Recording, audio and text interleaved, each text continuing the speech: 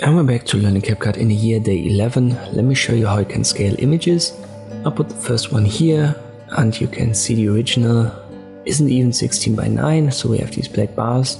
Make sure that you've got it selected in the timeline, and then you can see on the top right that the menu changes. You can pick Video Basic Scale and here use the slider to solve that issue, so our black bars are now gone.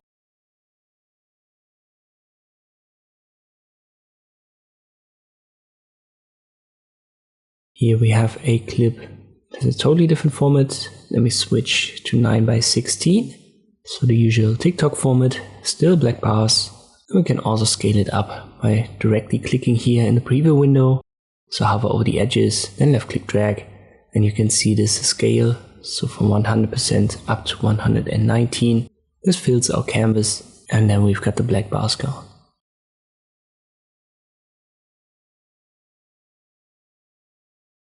Usually you have a video clip, something like this, the screen recording of one of my tutorials about Photoshop. I'll set that to 16 by 9, so what we need for YouTube. And then I add an image, because sometimes you want to explain something in a tutorial and then add an image to show it. It should be on top of my screen recording.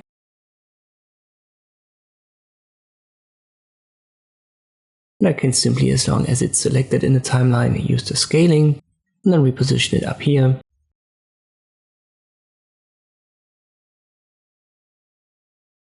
So normally you have a clip rolling, you talk about something, you show the image, and then the image disappears again. You can do that for all image formats. So here's the other format. I'll scale this down much further, obviously, because it's a little bit bigger. And now you can see we've got this 16 by 9 video clip in the background, and then these images pop up and they're scaled down and then overlaid.